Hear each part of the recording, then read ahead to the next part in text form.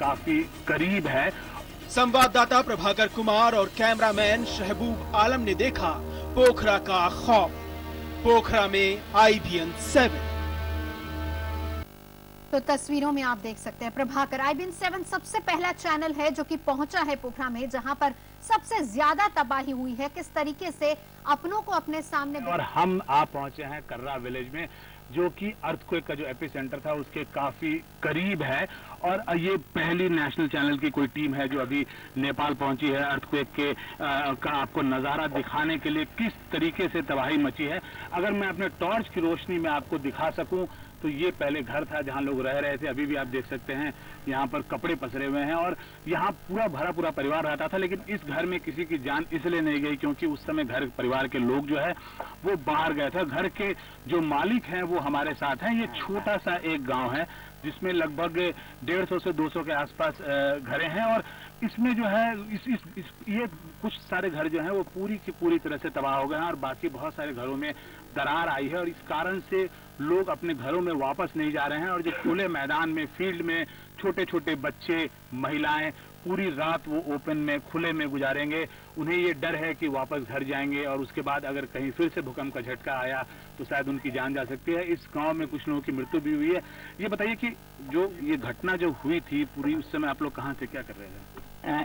इस घटना करने के टाइम में हम लोग बाहर थे, तो काम पर थी, ड्यूटी पर, अपना ड्यूटी पर थी हम लोग।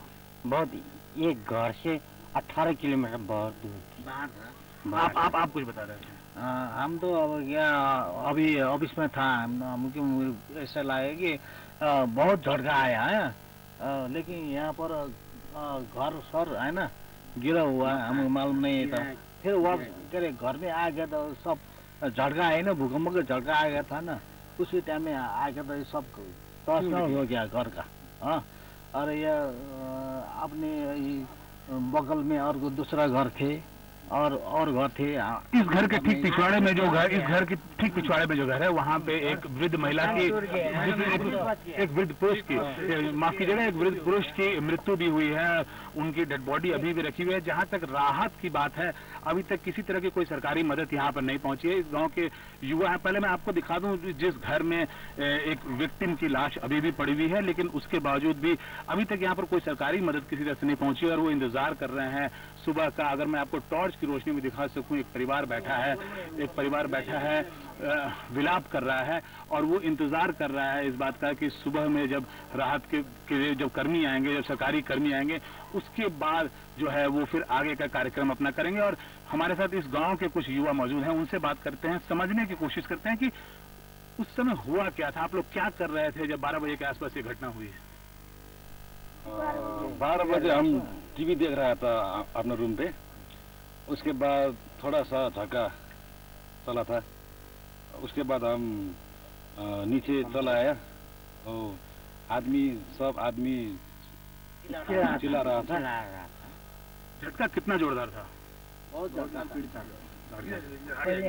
आगे। बहुत स्पीड था, बहुत डरावना था झटका। वो पहली बार देखा है हम अर्थक्वेक कैसा होता है, जो डर का बहुत फील हुआ है। इन्होंने पहली बार डर का अनुभव किया और जाहिर है जिस तरीके के जोरदार झटके यहाँ पर लगे थे नेपाल में खासकर, उसके बाद वो कोई भी होता उसकी भी यही हालत होती। इस पूरे इलाके में, लगभग पूरे नेपाल में अभी बिजली गुल है। और मैं आपको अगर ये दिखाऊं कि इस गांव का क्या हाल है, छोटा सा कस्बा है, इसमें लगभग 100 के आसपास घर हैं और लगभग सारे के सारे घर जो हैं वो बंद पड़े हुए हैं। लोग जो है खुले मैदान में बैठे हुए हैं और छोटे छोटे बच्चे, महिलाएं वो खुले मैदान में अपना यहाँ से पूरी रात गुजारने को तैयार है। उनका कहना है कि वो घर में तब तक वापस नहीं जाएंगे जब तक कि उन्हें ये तसल्ली न हो जाए कि भूकंप के झटके दोबारा नहीं आएंगे। मैं आपके लिए टॉर्च जलाता हूँ और टॉर्च की रोशनी में आपको दिखाने की कोशिश करता हूँ कि इस गांव का आज का नजारा क्या होगा। ये जितने लोगों को आप देख रहे हैं, छोटे छोटे बच्चे हैं, महिलाएं हैं, वृद्ध महिलाएं हैं, बूढ़ी महिलाएं हैं। देखिए अब छोटा बच्चा है जो पूरे खुले में इसे पूरी रात गुजारनी पड़ेगी। ये छोटी छोटी यंग लड़कियां हैं, वृद्ध महिलाएं हैं, ओल्ड एज महिलाएं हैं और इन्होंने पूरा ये कर लिया है। और मौसम भी यहाँ ठंडा है। आप देखिए लगभग सारे के सारे लोगों ने यहाँ पे रजाइयां, कंबल ओढ़ी हुई हैं, जैकेट्स पहने हुए हैं। छोटे बच्चे हैं, इनके घर में आज खाना नहीं बना है, कितनों के घर टूट गए हैं, गिर गए हैं और बड़ी बड़ी दरारें आ गई हैं घर में, जिससे इन्हें इस बात का डर है कि अगर वो घर जाएंगे वापस तो फिर शायद वो सुरक्षित न रह पाए। आपको मैं इन कुछ लोगों से बात करने की कोशिश करता हूं और जानने की कोशिश करता हूं कि ये हुआ क्या था, पूरा इनके नजरिए से इनके डर को देखने की कोशिश करते हैं। ये बताइए कि आप मुझे समझाने की कोशिश की उस समय हुआ क्या था? Sorry? उस समय क्या? Okay, you were here now when this earthquake happened actually. So what had happened? Just describe for our viewers. And I was also so much scared. I came from the home outside, and then after I have looked at, and so many houses has been damaged. So I was afraid. I'm so afraid that I'm searching for my brother, and he also with me after a few times, and we came out and we sit in an open place. But why are you here out in the open? I mean, it's cold out here. We are so much scared that if we went to the home just now, then again earth can be occur. So we are so afraid. So we are sitting in an open place. So they have actually no communication. इनको सरकार की तरफ से किसी तरह की कोई सूचना नहीं प्राप्त है और जो लोगों में यहाँ अफवाह है कि वापस जो है वो झटके आ सकते हैं, भूकंप के झटके वापस आ सकते हैं और इस कारण से कोई भी जो है वो अपने घर में वापस जाने को तैयार नहीं है। या तो कईयों के घर गिर गए हैं और जिनके घर नहीं भी गिरे हैं उनके घरों में दरार है और इस कारण से इन्होंने ये निश्चित किया है कि आज की रात वो खुले आसमान में गुजारेंगे, ऐसे ही कंबल, रजाई और जैकेट पहन के इस ठंड में गुजारेंगे, लेकिन अपने घरों में वापस नहीं जाएंगे जब तक उन्हें किसी तरह का कोई एश्योरेंस एक तरह की नहीं मिल जाती है कि अब उनका घर जाना सेफ है।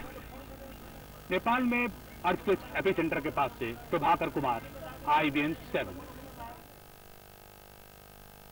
मदद के इंतजार में है लोग। कर्रा गांव पोखरा इलाके का, जहां पर सबसे पहले पहुंची IBN 7 की टीम। हमारे संवाददाता प्रभाकर वहां पर पहुंचे और ये तस्वीरें वहां से दिखा रहे हैं कि आज की रात किस तरीके से लोग वहां पर गुजारेंगे, क्योंकि भूकंप के झटके और ये भूकंप इतना ज्यादा खतरनाक था कि कई लोगों के आशियाने उजड़ गए, कई लोगों ने अपनों को गवा दिया और अब सिर्फ और सिर्फ इंतजार है मदद का। ये वो इलाका है जहां पर अभी तक सरकारी मदद नहीं पहुंची है। सबसे पहले IBN 7 पहुंचा है वहां पर। ये तस्वीरें आपको दिखा रहा है, महिलाएं, छोटे छोटे बच्चे किस तरीके से ठंड में बाहर रात गुजारने को मजबूर हैं। तो झटके कितने जबरदस्त थे इसका अंदाजा हमने दिल्ली में बैठकर भी महसूस किया और ये झटके हमने दिल्ली में भी महसूस किए। यकीन मानिए कि इसके बाद सबके जहन में यही था कि अगर दिल्ली में इतनी तीव्रता का भूकंप आता है, 7.9 की तीव्रता का, तो दिल्ली का हाल क्या होगा। दो खास मेहमान हमारे साथ मौजूद हैं, इसी पर हम चर्चा करेंगे दोनों खास मेहमानों से कि दिल्ली अगर 7.9 की तीव्रता के भूकंप को झेलती है तो उसके बाद दिल्ली का हाल क्या होगा। School of planning and architect के डीन हैं KT रविंद्रन जी हमारे साथ मौजूद हैं। सिक्किम डिजास्टर मैनेजमेंट अथॉरिटी के वाइस चेयरमैन हैं विनोद शर्मा जी। सबसे पहले मैं आप ही से बात करना चाहूंगी रविंद्रन जी, ये बताएं कि दिल्ली का जो डिजाइन है उस हिसाब से सबसे ज्यादा खौफ में अब दिल्ली और पूरा NCR का इलाका है, खतरा कितना ज्यादा है क्योंकि जोन 4 में आ रहा है ये? खतरा तो बहुत बड़ा है क्योंकि दिल्ली में अर्थक्वेक के अनुसार कोई मास्टर प्लान नहीं बना है। दिल्ली का जो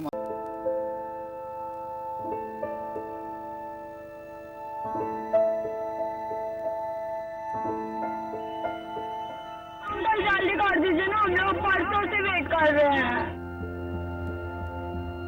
नीमा खड़ी, चक्कर आ रहा है।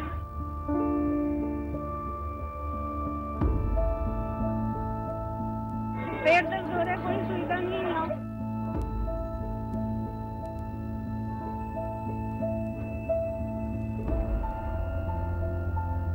पानी पीने के लिए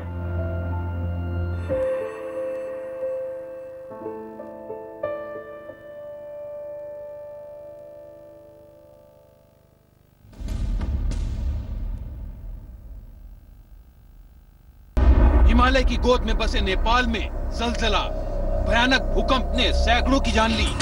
हर तरफ दुख, मातम, बेबसी। पल पल की कवरेज के लिए नेपाल पहुंची नेटवर्क 18 की सबसे बड़ी टीम। भूकंप के हर अपडेट के लिए देखते रहिए IBN 7।